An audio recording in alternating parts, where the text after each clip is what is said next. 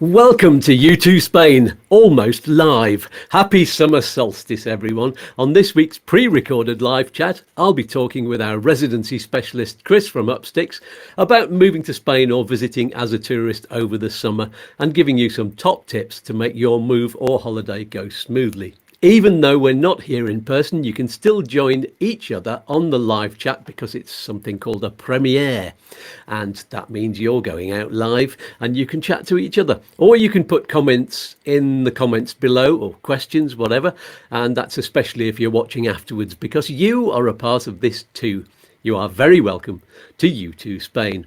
Here's the theme tune.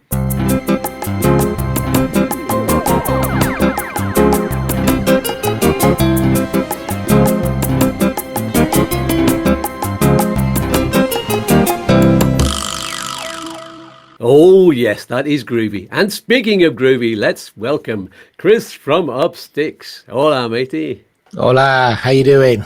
I'm good. Well, I'm not sure how I'm doing. I'm probably having a lie-in. I'm sure you are as well. I might be at this point in time. I might be drinking whatever Italians drink in the morning at 10 o'clock. Peroni, that's what it'll be. The Italian beer. Might not be till later because I'm sure I'll be driving today. So it seems like a little bit quiet. Just eerie, no isn't it? It's eerie. It's eerie doing this. Yeah. So hello to everybody who is there on the live chat, and do put your chat messages in there. If you've not already started chatting to each other, then chat away. Just say hello, give people a wave, see if it's all working, and that'll be lovely for everyone. And we'll watch it back afterwards. I'll keep on checking what messages are coming through in the comments as well. GoFundMe, hover over that and pop something in the kitty. That'll be lovely. Thank you very much. On to the topic. You're moving or you're a tourist. Let's talk about the moving to Spain things. The most important one is the admin shutdown that happens in August every year. Yeah, so in theory, no office should shut down if it's not a public bank holiday. It should still be open. But what we know in practice is that is very, very different, isn't it, for the last 2 weeks of August? Mm-hmm. Now, we're going to explain a little bit why and the demographic, and especially, so a lot of the people who work in this huge spaghetti pot of things that you need for visas, so it's an extranjeria, subdelegation of the government, whether it's a consulate or whatever, will have the last 2 weeks of August off. And a lot of that is generated by the fact that particularly people of my demographic who are middle-aged with children, actually are forced to take that time off because they don't have any childcare. Now, here in Spain, we don't have that much access to the summer camps in August that we do in July. So, for example, my kids are only going to go in July, so that means a restructuring of the family home life in August. And it's much the same for people who are working here in the different administrative offices. So you'll find that they really are on minimal staff. And the staff that are there are really, with things like the DGT, nothing comes out. I think they're there just to prepare and put on a pile ready for September. It happens a lot. We see it with any applications we put in, they don't get attended to. And that's across the public administrations. Privately, it happens as well. So people who, like our translators, go on holiday, well deserved. People that you may require to give you documentation or help you through the process. The last 2 weeks of August, you find they're just not available because of what's happening as a result of the public administrations taking time off or being at a reduced capacity. People who work in the private industry, like myself, translators and others, will decide to take those 2 weeks off as well. Mm-hmm. There's a lot of musicians in fact, they take the whole of July and August off. The ones who are doing a lot of sort of jam sessions and that kind of thing, they just go, no, we're taking the summer off. It's just too hot to be inside a building or standing there sweating in a chiringuito on the beach when they could be lying down or in the sea. I mean, and you'll find that most offices, as we have done from next week onwards, from the end of this month.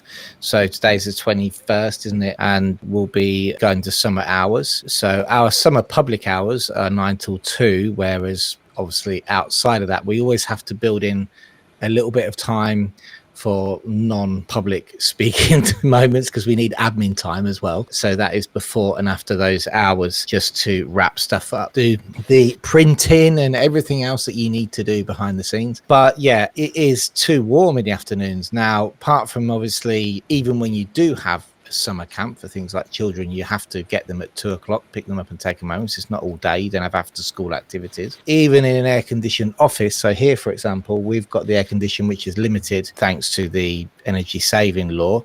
But the only problem with that is when the sun's hitting 42 degrees on this side and the air condition is limited to 25, it actually means it's about 30 in the office, which is far too warm to work anyway. Yeah, absolutely. I get the same thing here. It's just I'm going to have to start getting up earlier and doing all my recording in the morning, I think, because once the sun hits the top of this building, the fan doesn't work at all. I've not got air conditioning in. There's nothing built into it. So all the fan does is just blow the hot air around the room.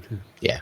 We do here, but it just still gets extremely warm. Plus, in the afternoon, it's quite tough to work. Plus, most offices, like, for example, Antonio's office, they're not open in the afternoon. Everybody you need to contact's not there in the afternoon. So, albeit behind the scenes, a lot of admin's done. Officially, most people are off. I think he's going to jump onto, normally what he jumps onto is like an 8 till 3 scenario where he's got the office open there. And then after that, that'll be it. So you've got to be aware of these things, I suppose, and take them into account if you need any admin stuff that needs doing.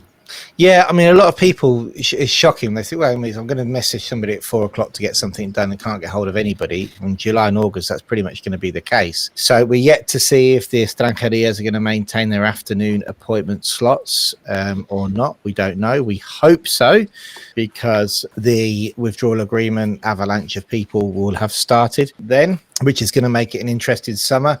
It's also a reason that won't affect us at all, because they do open afternoon slots and we can book them. Our translators will still be going to those, so don't worry.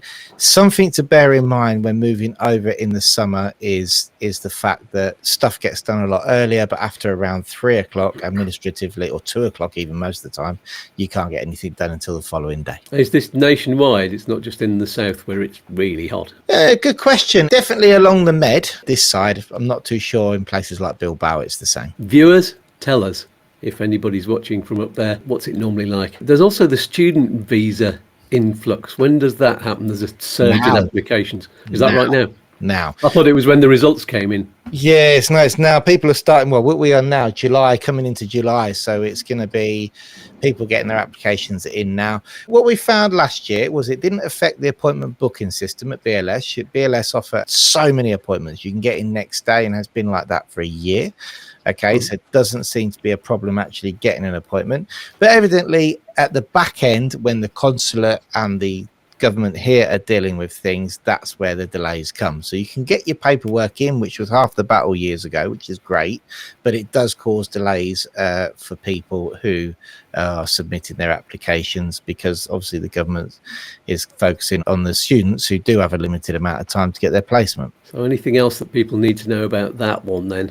Sounds like this isn't as much of an issue, but it's just there. That hasn't been. I mean, it showed it in completely different a couple of years ago when you couldn't get appointments at consulates and stuff like that in the summer. Paperwork, expiries, ordering paperwork, getting the timing right on that front. At the moment, the good news is that isn't a problem with the BLS office. Again, the only way that would be a problem is if, you suddenly come and want to get a translation done in 24 hours on the 18th of August, you might find you're not going to get it because there's no one there to do it. Yeah, fair enough. The next topic I've put down is heat and traffic. This is something that affects you whether you're a tourist or whether you're moving. But, if you're moving and you're expecting a moving company to be able to do the same kind of job as quickly in the intense heat of the south, you might have problems. And there's also lots and lots of traffic on the roads, certainly in the tourist areas. Absolutely, yeah. No, and you've noticed now it's already changed. So like when we used to go in the cooler seasons to school, for example, at 9 o'clock, everybody's going into the office, everybody's busy going to the office, taking kids, doing whatever they're doing. Roads are jam-packed. Now 9 o'clock, there's nobody. And the reason being is everybody's gone to work at 7:30. Now you come and hit the roundabout here at 7:30, our main roundabout, and it's jam-packed. Absolutely packed, so we're already seeing like the school was finishing next week, but the preschool, they call it aula matinal, where you can take your kids in earlier. That's always busier this time of year because most people are dropping their kids off early. The after school classes have already stopped, and this relates back to the traffic because most people go, 7 till 8 is really busy. 9 o'clock, everybody's already at work, so it's not that busy anymore. But yeah, you can't expect people who are doing physical jobs, let alone, and imagine if people in offices are taking the afternoon off, people who are doing the physical jobs are not going to be doing it in the afternoon. Yeah, absolutely. Yeah, and I have noticed the roads. I've been up early to do a few things, and I have noticed even the country roads up here and the Campo roads. There is a lot more traffic early in the morning. People just want to get out there and get the job done, and so that they can get back and enjoy themselves at 2 o'clock. They have that well-earned siesta. Yeah. Because people divide their sleep times, don't they? Because now it's up early, but late nights. So a lot of people will have a 3 or 4 hour siesta and then only have 3 or 4 hours at night. I think I'll join them today. I don't normally have the siesta, but I think it's a good idea. So, office backlogs. Is there a simplification law? Aims to speed things up, but expect delays in peaks. This is what ChatGPT told me. Does that make sense to you? I think this relates back to the new law and the online presentations. So everything being pushed through Mercurio now.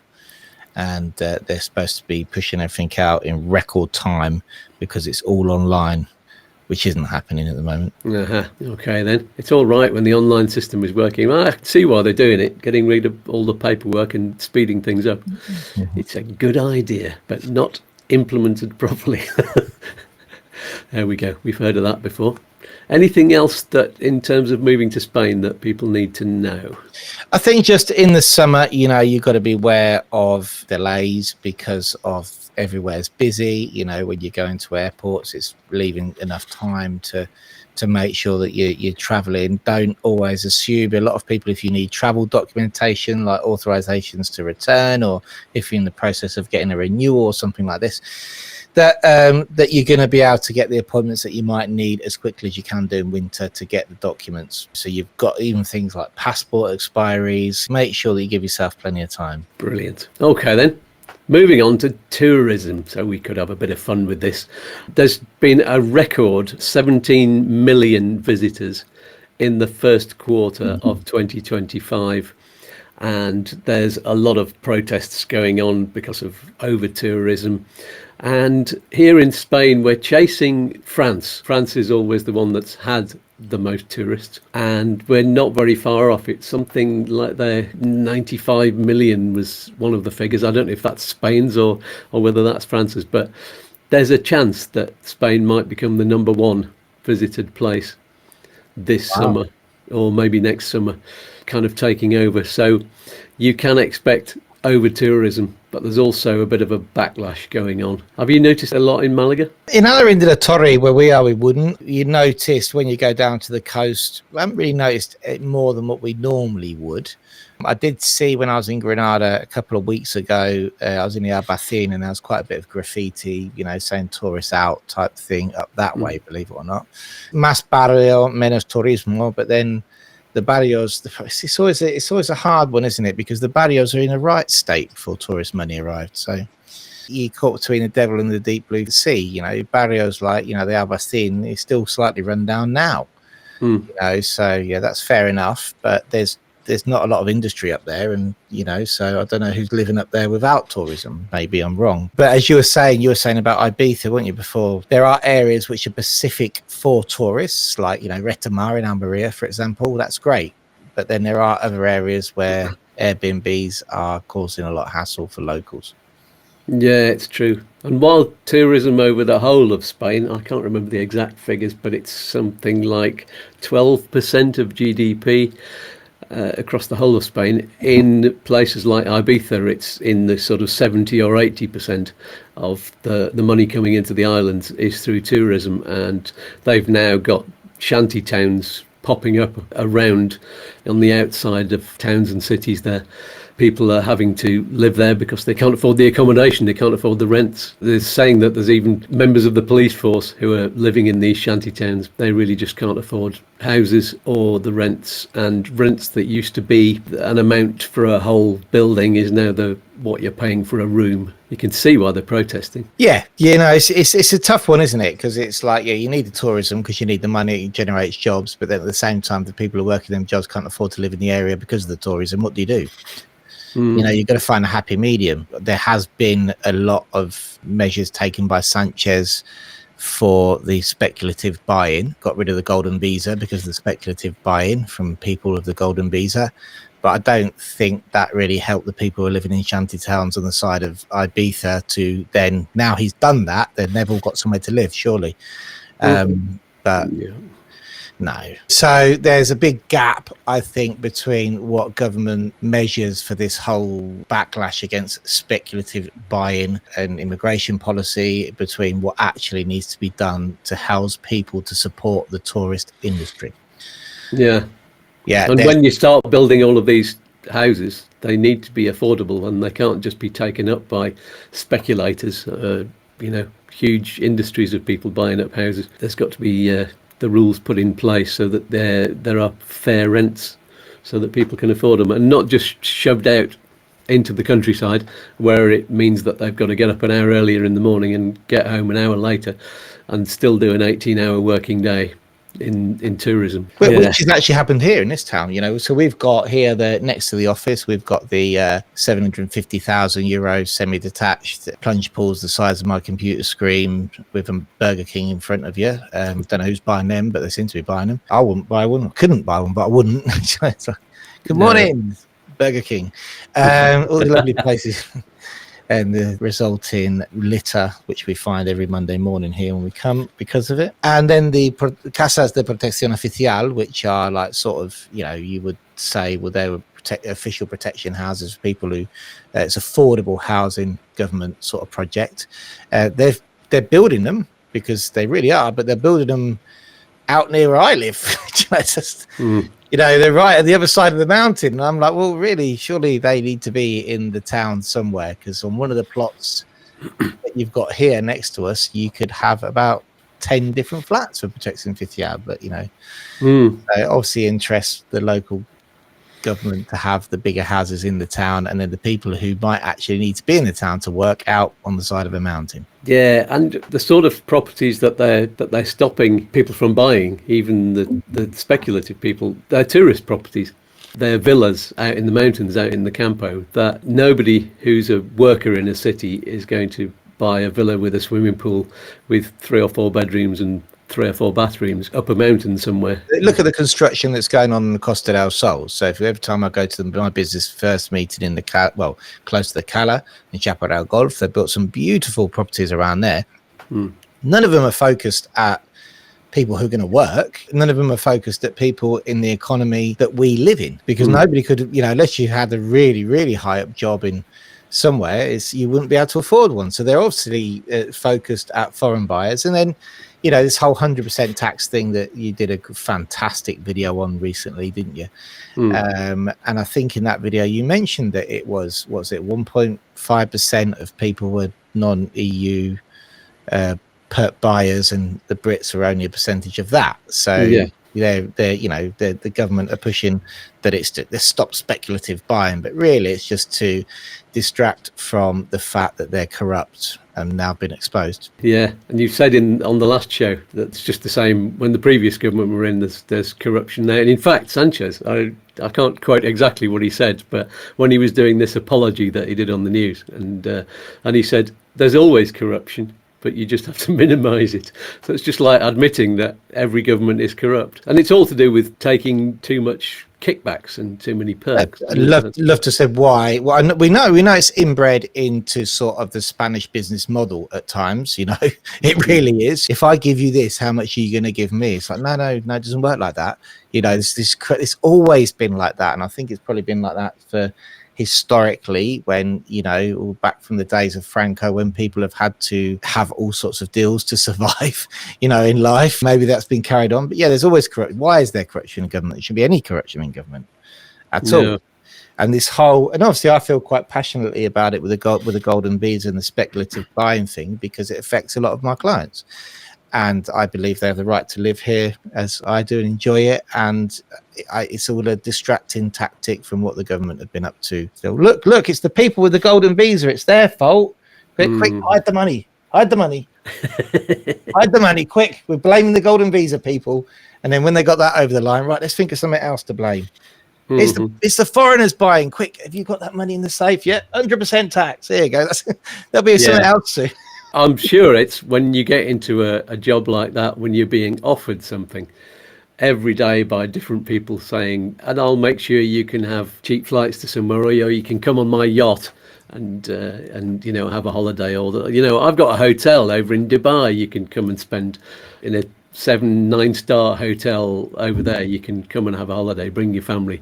As you say, it's kind of built into the system. When people are offering you stuff like that all of the time, you're almost bound to go. You'd have to be a super honest person to go, no, I'm sorry, I can't take those kind of kickbacks. Eventually you're going to go, well, yeah, I could do with a holiday, and then you're in.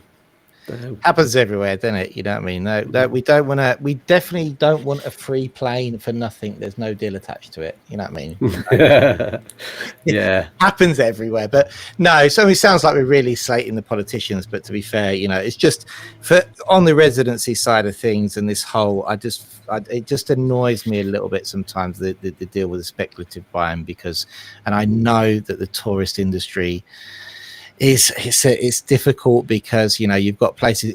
I've lived in Malaga now for the good best part of 15 years, and Malaga Centre has just turned into some vibrant, it's an amazing place to be.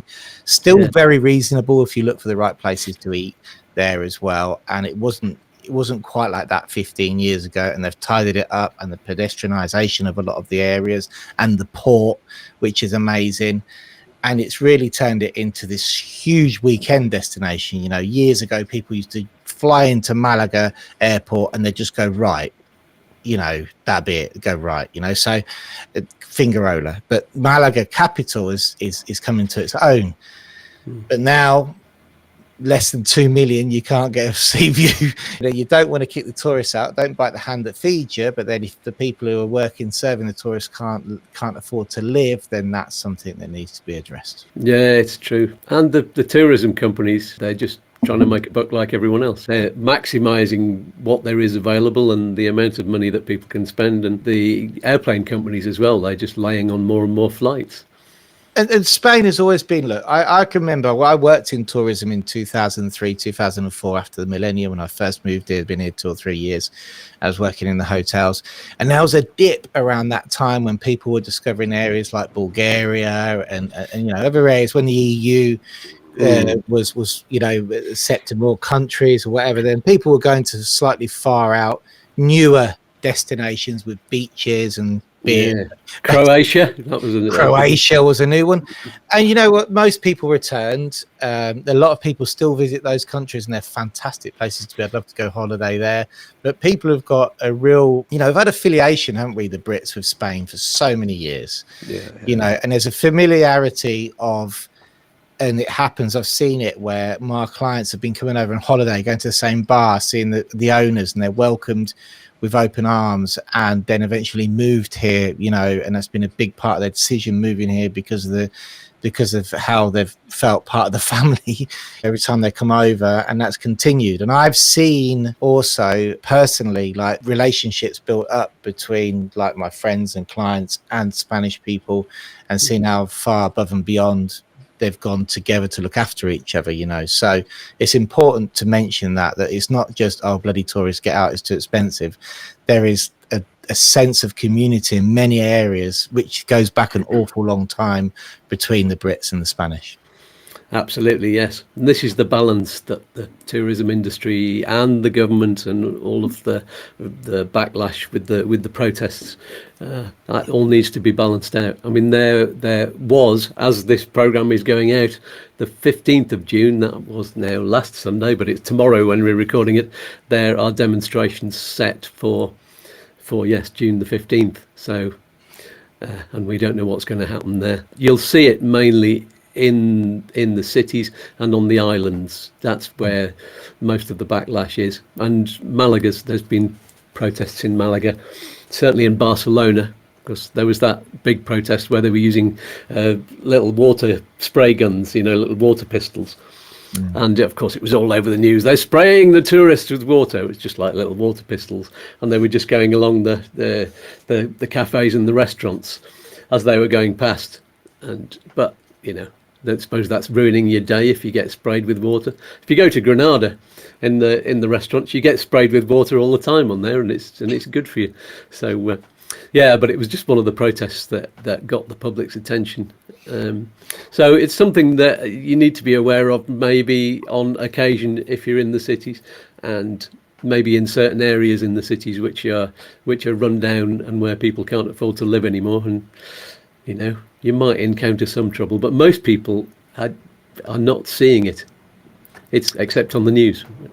Yeah, because I mean, lots of people aren't going to those areas. People are coming over as tourists. It's like when we're tourists. Me and my family are Spanish tourists a lot of the time, and we'll go to, like, we haven't been for a couple of years now, but we used to go to Roquetas, which is a very Spanish destination, because that's where we go with our neighbours and our friends, and they're just as bad as the Brits are coming over in Roquetas. You know what I mean? We're all there. I'm obviously British, but in a bit of a Spanish community. So when we go, we're just as bad. And you go there, and the hotels are absolutely rammed, with Spaniards which have come from inland and gone there. Roquetas is like the Torremolinos for Spanish. So I don't know what's happening in those areas. In fact, I'll find out, I'll ask, because I don't know if it's Spanish against Spanish in those areas. Is it trying to get, I don't know what's happening. You go to somewhere like Reta Mar in Almeria, which is a little bit more international, but that's literally a purpose-built tourism town, really. A lot of people aren't. I think the more the protest is against probably the city centres, isn't it? As you say, Ibiza is an island, so there's a limited capacity there. Yeah, one of the things I'm glad they're cutting back on is the boats coming in and out, the cruise boats, because it's like 10 hotels worth of people just come out and into the city, and because they get free everything on the boat, they don't spend, they just go window shopping and they just clog up the streets. They don't even buy a postcard, and that's ridiculous. And I don't agree with people going on these cruises anyway. I think it's stupid. All of these things that you can do on one of these cruises, you can do in the city, you can do in Malaga. Yeah. And you don't get trapped on a boat with the same germs from the same people, and you get the same comedian in the same venue every single night, and the same band playing the same songs every single night for however many months you are out there. I couldn't think of a worse thing to do. Anyway, that's my plug for the for the cruise industry. I know you're not to get a cruise for your birthday then. Yes. Yeah, absolutely. I'm not going to get any kickbacks from whatever the cruise companies are called. I'm seasick. I don't have my sea legs anyway, so whether I liked them or didn't, you got no chance of getting me on a cruise ship. They don't move because they're so big. You can't feel that you're at sea. You're just living in what effectively is a hotel room that's more kind of plasticky walls, and it's about a tenth of the size. You're just squashed into these little cabins, and the best thing you can do is just wander around to the masses of restaurants and get all of your free food and have 10 meals a day and eat anything you want. Have stuff that's been lying in the trays for absolutely ages, so that the bugs have got time to grow. You nearly sold it to me, and then you got rid of it. The bug things. Yeah, there's a fantastic video actually, which is one of these what it's really like kind of things, and it's like the captain of one of these cruises giving the truthful version. Come on our cruises, and he just completely slates the whole thing. It's a very funny video anyway. That's where I get all my information from, YouTube videos. Yeah, me too. One of my friends was talking about the cruise was expensive. The communion that I went to a couple of weeks ago, my friends, they've been saving up to go on holiday, and maybe some of the viewers might be able to tell if this is correct, but they're going to Euro Disney for 3 days, and it costs $4,000. Is that right? I haven't even researched it. You just reminded me. I'm thinking that's a lot of money for 3 days, isn't it? 2 kids. I suppose you've got the hotel on the park, and you got your entrances and the food booked as well. But a weekend you don't want to spend more than maybe a grand. You could, if you're going out for some really nice meals and buying some stuff when you're there. But that's a lot of Ryanair flights to see other things, isn't it? Yeah, absolutely. Yeah, $4,000. I went, wow, really?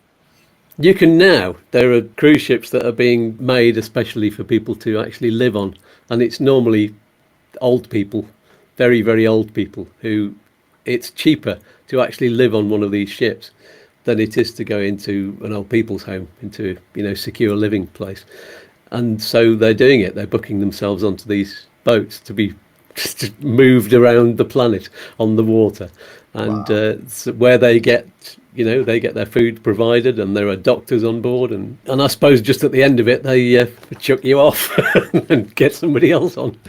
Wow. I don't know what they do. It's a bit scary, that, but either way, it's expensive. Yeah. Let's get back to a bit more to reality. Yeah, what we're talking about. So what have we got? We've got the anti-tourism protests. There are strikes. Something I've got noted here: the sort of tourist fines and beach rules. Something in this that I was thinking about that I've seen as well. They're limiting the number of tourists who go into certain areas so that they don't destroy the natural environment. And I think that's happening a lot more nowadays. That's fair enough, as long as the as long as the control is is fair. But ban on public drinking. There's no need to drink in Spain on the road, on publicly. I don't know to what extent they're going to stop people having a can of beer on the beach, but the amount of establishments that we've normally got, you can normally get half a beer if you're really that desperate in any of them, sat on a lovely terrace. So there's no real need to be sat with a bottle of wine. Yeah, and terraces are actually on the street as well. So what's the difference between standing and sitting very close to each other and having a beer? Yeah, we were at Chiringuito yesterday, and of course they've got places set up actually on the beach where you can sit in them and have a beer and get it brought to you and get a meal brought to you as well. So what's the difference between somebody bringing their own deck chair or hiring one and having it a bit further down the beach and having the beer in an icebox? You're not going to stop a Spanish family from pulling out a beer from a little icebox. It's not going to happen. I think public drinking, they're probably looking more at the botellons when a group of youths get together quite at night time and cause a bit of mess and do what young people do, because none of us did that when we were younger, did we? We were 17. No, we were lovely. Nobody sat on street corners there drinking at all. This one is quite shirtless walking. Now, I have to say, right about this, I'm going to have a right rant now. Go on. I was in about a month ago in the port in Benalmádena. Okay, Yeah. and I've taken my kids and we went. It was the bank holiday weekend. We said we're going to go to the Sea Life Centre and then go upstairs because they have a Japanese restaurant which does all the flipping in front of you. Really good. It's about €30 a menu, but it really is worth it just for the fun. They're like flipping stuff at my kids' heads. Do you know what I mean? It's like really good fun for the food. And jokes aside, it is different food that they're trying as well, so that's great. But it's shameably the amount of, and I have to say, it looked like Brits, really, because I could hear them talking, walking around the port with no shirt. I have no need when I'm walking around. I know what I'm in for when I go to the beach. Okay, and I'm definitely not a size 8 myself, so that's not a problem, me taking my shirt off the beach. And I'm definitely not tanned and golden brown, so sorry, if you're on the beach, I'm allowed to do that as well. But I would never do it around Benalmádena Port, so just put it away. And it was Brits, really. I could hear him talking. I'm like, there's no need to be walking around. I know it's 22 degrees, but you shouldn't be walking around the shops and the restaurants with your shirt off. It's disgusting. I don't want to see it. You don't. In the beach, that's fair enough, but definitely not around the shops and restaurants. And I counted 4 people, and I did a video as well when I was there, which is on a YouTube channel. And it was just like, why you wouldn't walk around Harrogate with your shirt off, or you wouldn't walk around King's Cross with your shirt off. Perhaps you would, I don't know, but it really annoys me when I see people with shirts off in inappropriate places. And you try and be an ambassador for, I'm like, no, you got this horrible image of Brits, and it's not true. You know what I mean? And then sometimes you see somebody's shirt off and go, there's no hope. I think everybody in the Chiringuito, actually, because it's funny, they're right next to the beach, and you've got people walking past who've got their shirts off, and that's fair enough. There's bikinis and everything. But as soon as you sit down in a Chiringuito, you're in a restaurant, and really you should be wearing clothes, because, apart from there's a safety issue of getting, burger all down your chest or really, really, really hot food spilled on you. Do you know what I mean? You wouldn't want to do it, would you? Stain yourself with wine. And there's plenty of things that you can wear, shawls and stuff like that, even, whatever. Just shirt off in inappropriate places is one of the things, is one of my pet hates. Yeah, brilliant. So we put a big tick by that one. Something to be aware of anyway, these rules. No sleeping on the beaches. Well, that's fair enough, I suppose, there. And I always fall asleep on the beach.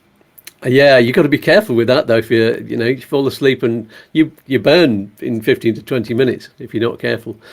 And If you're, I would definitely budget in. I mean, here I was surprised. The down here in Torremolinos, I'm not too sure in other areas, it's €6 for a maca. So, if you can build that into your budget and have one less beer, then I think it's always a good idea to go to one of the places which actually has proper, what they call a maca. They have some macas, isn't it, in English? what are they? Sunbeds. Sunbeds, yes, yeah. And they'll give you your Colt John, and it's you stick your towel on it, and it's quite often an extra restaurant, so you can get something to drink if you want. But I would always encourage. And they've got covers over the top as well. Some of them, they're really, really good covers. It's very reasonable here in our local Torremolinos and the other side of Malaga as well. A lot of the places, if you're eating, will give them you for free. Torre del Mar, which is where we were yesterday, they've got some great ones along the beach, and you pay, I think it's €60 you pay for a whole day in one of these places that's all covered over, and they've got lovely cushions laid out, and they'll come and serve you from the restaurant, or they'll reserve you a table if you want to go and eat in the restaurant. But you can eat there, you can drink there all day long, and just lie in the sun or go for a dip in the sea, and it's worth it for that. And I think you can get 4 people in one of them for £60. It's well worth it. Just put your shirt on when you go to the restaurant, that's all.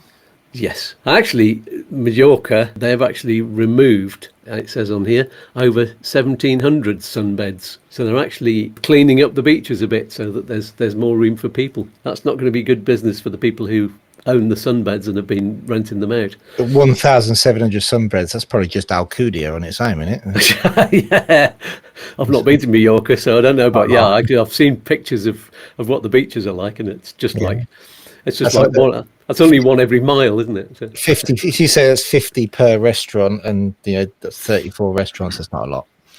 No, it says the total tourist experience will shift. That's what it says in my notes. But that's ChatGPT going overboard, and because it bases all its information on news articles. So, that was probably something that was in the Sun. Yeah. There you go. So the heat risks. Well, we've talked about the heat. Tourists need hydration. Well, absolutely. That's and don't just drink beer for hydration. And you can be caught out, even after 25 years of living here. And when I was in Granada a couple of weeks ago, I had the fantastic idea. I said, well, look, we're in the Granada province. We're staying. We woke up on the Sunday morning, only half an hour from Granada. Let's go to the city. I think you said it's going to be a warm one today, Lara, but don't worry, we'll go early. Mm-hmm. And we park in a place called Triunfo, which is an underground car park. Keep your car very cool. It's very nice and reasonably priced. And from there, you can either walk or taxi into the center of Granada. And I had the great idea of getting a taxi up to the Albaicin, right at the top. I said, let's go to this, and let's walk down. Let's not, the kids are with us, half an hour into the walk, it's 42 degrees. The family are looking at me like I've gone out. My phone's turned off, so I don't know where I am because it's overheated. I have my 360 camera, which I was trying to get some shots with, because thank goodness it's waterproof, so I keep dumping it in the fountain to keep it cool. And then we finally found a bar which was opening, which would do us a shandy and a couple of waters and a tapo. So even people like myself, who you think would be more than versed in not doing stupid things like that, get caught out. We were there a couple of weeks ago when Oscar was here. Yeah, we were desperately searching for the shadows, and everybody was kind of moving to one side of the street where it was in shade. Except for me, actually, I just walked down the middle. I've got my hat on. I was just sick of having, I've had a year where I've not been able to stand out in the sun at all. So I'm just getting really, really hot while I still can, while it's still June. Yeah. Because July, I'm going to have to do what everybody else does and go in the shade, or just siesta. Yeah. So be aware, everybody out there, of heat stroke, because it can hit you really bad. And if you feel like you're getting a headache, that's one of the first signs. If you're feeling tired, then hydration. It's one of the main causes of the tiredness. And if you can't get your words out, then you could be having heat stroke, and it's a really serious condition. And it creeps up on you as well. Yeah, and you often forget because you're you're just a tourist. You're going, oh, I'm just walking around for the morning in this place. Plenty of electrolytes, a bit of Aquarius or whatever in you. If you're drinking your sugar and salt drinks, the sports drinks, it's always good to have one or two of those as well if you're sweating a lot rather than just water.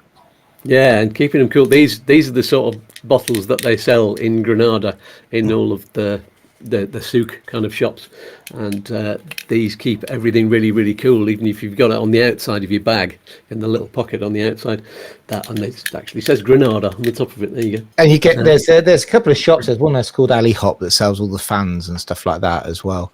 That's there's loads of them. There's about 3 in Malaga Old Town, I'm sure. Oh, my kids love that shop. They came away with all sorts of rubbish last time, but I must admit that's where I got my hat from, so I'm not complaining. Yeah, and those massage things that they've got for they're really good as well. Although what I do is just go in the shop and use them there.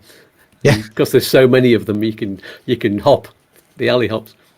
Yeah, I do. Yeah, I don't know. Last time I went there was a mechanical spinning poo. And I was like, oh, I'll turn that on, and it just flew off the shelf, knocked about 15 things over. So I'm just going to leave, let you guys crack on, I think. I bet the shop assistants have never had that happen before. No, I think they were laughing at me. I think they put it there because they saw me coming. But it's definitely, jokes aside, you have to look at the weather warnings because it can come on quite quickly, can't it? You know, so you'll have a day where you're looking at it going, that'll be all right. And next thing you know, it's hit 40 degrees before you've even. Quite often when we've walked out of here in the office at 3:00 and Jane's gone, my word, that wasn't like that when we walked in a few hours ago, was it? No. And the temperatures that they show you on the weather forecast, you have to bear in mind that that's in the shade, and you can add another 15 degrees to that. So if it's saying that it's going to be 39 degrees, then it could be in the 50s, and that's when it starts getting really dangerous. That's when people in India who are used to high temperatures start falling over and having health issues. So be aware. And I think one time I went to Granada and it was like that. We just had to get in a restaurant really quickly where there was aircon. Yeah. There you go. Anything else we need to say about the things that tourists need to be aware of? Oh, are there any new rules? Oh yeah, for signing into hotels. Make sure you're aware of the amount of information that you've got to give.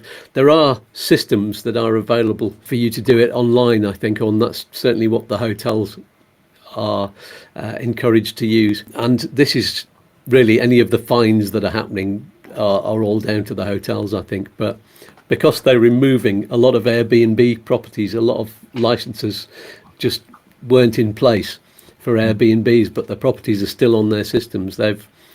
The government have insisted on removing those properties, and Airbnb are in a bit of an uproar because of it. So you may find that when you go on holiday this year that there are not as many Airbnbs available. And I think places like Barcelona are particularly being hit by that. And also any short-term rental properties in Barcelona, once their tourism license runs out, they're not going to be renewed. So it's over the next few years, it's going to get more and more difficult to find those Airbnb short-term rental properties, I think. People will have to use hotels more and more, which I'm not pleased with. I prefer staying in the Airbnbs.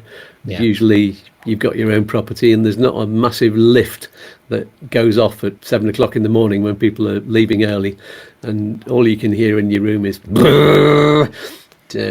I don't like that. So any other comments then on tourism? No, I don't think so, not at the top of my head. Just enjoy yourselves. That's the main thing.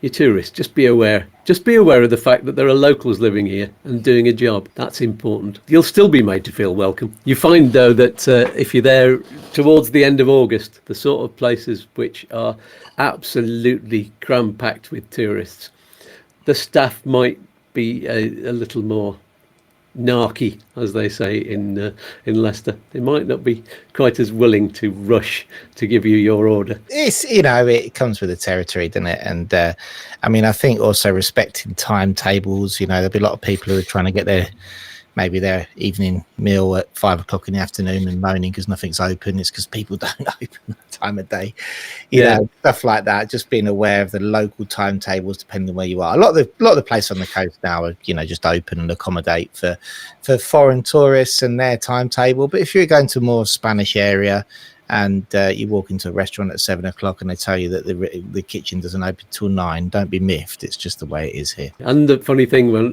the Chiringuito, I mean, I know we probably don't look like we're Spanish anyway. We're a bit too pale. We walked in and the first question was, would you like an English menu? I'm going, no, it's all right. I can read the Spanish one. And then it was like 15 minutes later, because it was quite a complicated menu. They have a lot of fusion things on there and a lot of words that I didn't recognize. And I went, actually, yeah, can I have an English one? I'm having trouble with this one. But yeah, because we walked into the restaurant at 1 o'clock. So I think that was the main sign that we weren't Spanish. Spanish people don't turn up until 1:45, maybe 2 o'clock. Yeah. And there's the big rush and then the tables all fill up. And any Spaniard turning up at 2:45 would be laughed at, and they'd have to wait for things. They've got their own specific timetable, and we're learning actually that we always go to the Chiringuitos because we love it, and very often we want to get the fish that's on the barbecue there. But we were noticing as we walked around the streets of Torre del Mar afterwards that maybe the best places to choose, instead of paying, you know, for a 3-course meal up to 90 quid for the two of us, including the wine and, you know, dessert and all of that, if we'd gone to some of these ones on the streets, which have plastic tables and plastic tablecloths and don't look very posh at all, and you can't see the sea from there, and you're on the street, have got actually much better menus and a much better choice of fish, and much cheaper as well. So I think we might do that next time. Yeah, it's worth trying. You find some right little gems out there. Well, I think we should wind up the show then. We've been on here for getting on for an hour, I think, now. So hopefully you've got all of the information that you need on there. Just keep on chatting in the comments. And let's see, anything else we need to say? Smash the like button into smithereens. And don't forget about Chris's website, upsticks.es, where you can find articles about anything to do with visas and residency, and also moving your car to Spain. And you'll find lots of videos on the YouTube Upsticks as well. A lot of those 360-degree ones, which are really good. There's not loads of people watching them, but I find they're great. And yeah, I'm gonna plug on with them. I keep sticking the rod out the car now and then. I'm not too sure how illegal that is, but projectiles out your car. But I keep recording. I did one in Torremolinos the other day. I've got a fantastic one coming from Granada. Mm-hmm.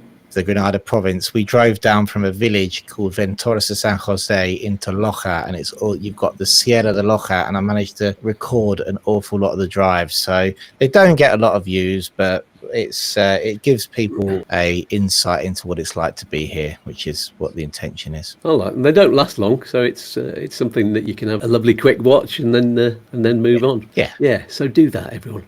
And you don't listen to me waffling on as well on them, so it's quite good. It's just a bit of that's true. There's no voice. It's just music and a little journey. A bit of naff YouTube music from there, so it doesn't get banned and all. And that's it. You know, turn the music off and put your own music on, because I literally just choose something off of the YouTube menu and go, yeah, that sounds all right. Yeah, and you can see the top of Chris's head anyway. When the camera's at the right angle. Yeah, see the head. There we go. So, because we recorded this show a week in advance, I'm not sure yet who's on next week's show. I really ought to book somebody for what's that going to be, the 28th of June. So keep your eyes on the Facebook group and page, and I will announce the guest and the topic as soon as they are confirmed. Until then, I'll see you on the midweek video at 6 o'clock on Wednesday, and then live on the Saturday show at 10 a.m. Spanish time.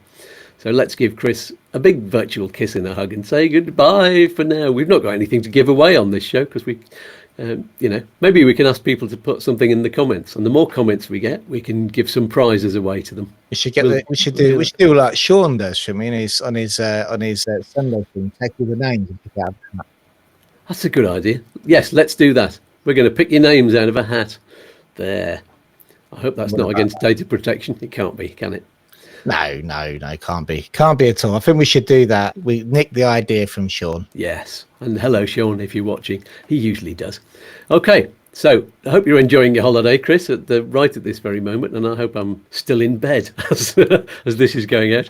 I'm going to leave you all with one final message from all of the voices in my head at U2 Spain, and we'll see you soon live. Bye for now. Wave goodbye, lads. Bye. Goodbye. Toodaloo. Peace and love. Peas and fluff. Oi, oi. Don't do anything I wouldn't do. One more cosmic dance? All right then. Look, Mum, I'm dancing. Oh, I'm all a quiver. Let's dance.